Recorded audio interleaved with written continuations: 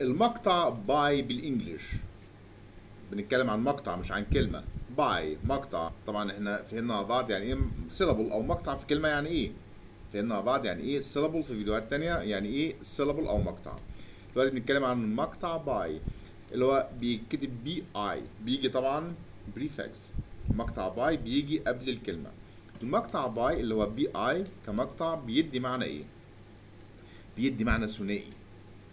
المقطع باي بيدي معنى ثنائي، وطبعا هو بيجي مقطع في كلمه، يعني لازم يجي مع كلمه، مش بيجي كلمه لوحدها، هو مقطع في كلمه بيجي بريفكس للكلمه بيدي معنى ثنائي.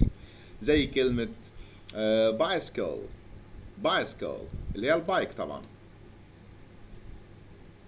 بايسكل اللي هي البايك، حتى لو نلاحظ ان حتى كلمه بايك واخده المقطع باي، بس هو جزء في الكلمه هنا. بايسكل اللي هو باي، باي يعني ثنائي.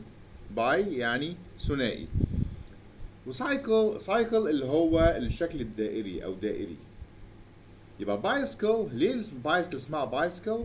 عشان هي بتتكون من اتنين ويل، وهما الاتنين واخدين الشكل الدائري، فعشان كده اسمها بايسكل.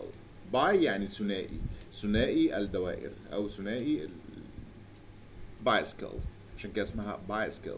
فالمقطع باي بيدي معنى تو، بيدي معنى حاجتين او ثنائي، مش معنى اتنين، معنى ثنائي. زي كلمة بايسكل، وزي كلمة بايسيلابل وورد. احنا فهمنا يعني ايه syllable، فهمنا يعني ايه مقاطع.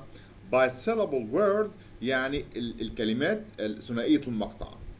وكلمة مثلا bilingual، bilingual يعني ثنائي اللغة.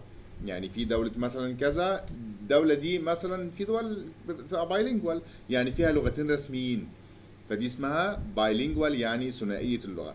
فالمقطع باي بيدي معنى ثنائي. باي ثنائي. bicycle bilingual bisyllable word and so on. Good luck.